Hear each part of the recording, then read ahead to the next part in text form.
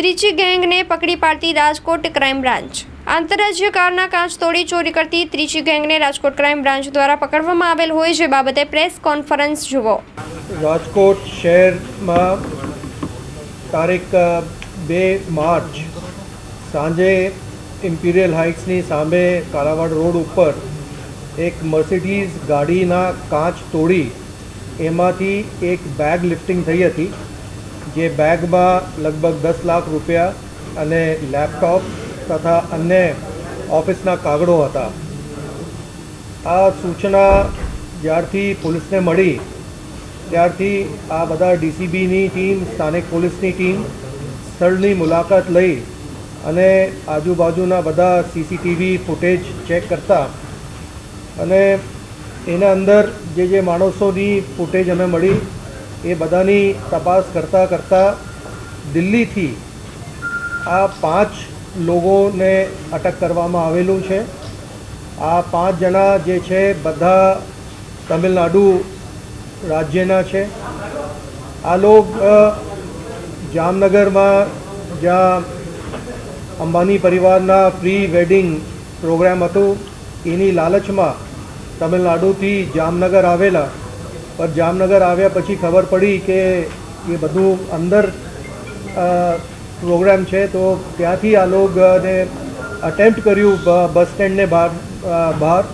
અને bus stand પરથી એને કંઈ રોકડા રૂપિયા મળ્યા। પછી આ લોકો રાજકોટ આવ્યા। રાજકોટમાં આ બેગ લિફ્ટિંગ કર્યા પછી ત્યાંથી આ લોકો જૂનાગઢ ગયા। જૂનાગઢમાં બધા એટીએમના મારફતે પૈસા આ લોકો તમિલનાડુમાં ટ્રાન્સફર કરી અને ત્યાંથી વાપી અને વાપીથી અમદાવાદ અને અમદાવાદથી દિલ્હી આ લોકો પહોંચી ગયા હતા અને દરેક જગ્યા દિલ્હીમાં પણ અમદાવાદમાં પણ આ લોકોને ગાડીનો કાચ તોડી એમાંથી રોકડા અને લેપટોપની ચોરી કરી। આ જે 5 જણા જે અત્યારે પોલીસની કસ્ટડીમાં છે એના અંદર જગન બાલસુબ્રમણ્યમ એ છે કે જે ગિલોલથી કાચ તોડતા હતા અને બીજા જે 2 વ્યક્તિ હતા દીપક પરિતબન અને ગુણશેખર એ અને સાથે મુરલી એ આ લોકો વોચમાં રહેતા હતા કે કોઈ અને વોચ કોઈ જોઈ છે, કંઈ એની બધી પ્રવૃત્તિ ઉપર એની નજર રહેતી હતી અને બીજા 2 વ્યક્તિઓ એ લોકોની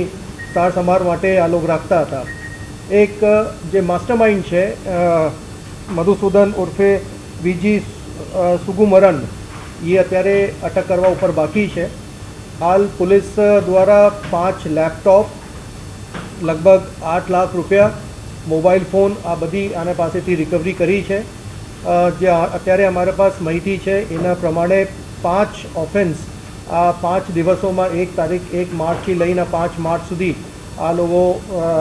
કર્યા છે, જેમાં જામનગરનો એક ઓફેન્સ છે, રાજકોટ શહેરના એક ઓફેન્સ,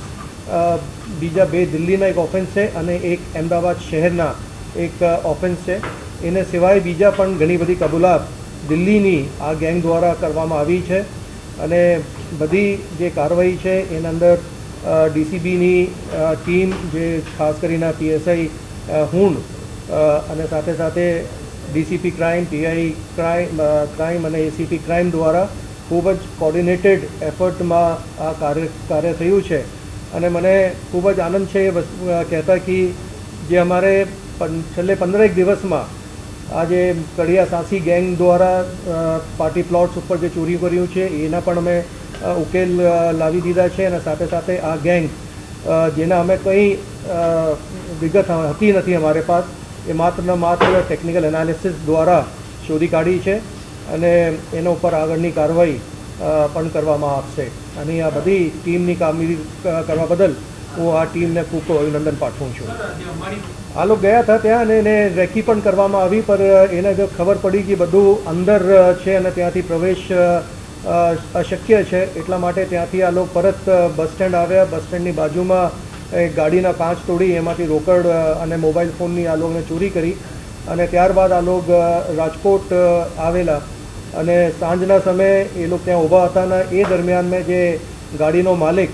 ગાડીમાં ડિક્કીમાંથી આને બેગ કાઢીને સીટના પાછળ મૂકી એ લોકો જોઈ ગયા અને એ લોકો તાત્કાલિક એ લોકોને કાચ તોડીને ત્યાંથી નીકળી ગયા હતા. આ લોકોના છે ગુનાહિત ઇતિહાસ છે અને આંધ્રપ્રદેશમાં પણ આ લોકોના વિરુદ્ધમાં ગુના દાખલ થયેલા છે, તમિલનાડુમાં પણ થયેલા છે, મહારાષ્ટ્રમાં પણ થયેલા છે, દિલ્હીમાં પણ ઘણી બધી આ લોકોને અગાઉ પણ ફરિયાદો દાખલ થઈ છે. તો એક કહીએ તો એ ઓલ ઇન્ડિયા આ લોકોની ઓપરેશન છે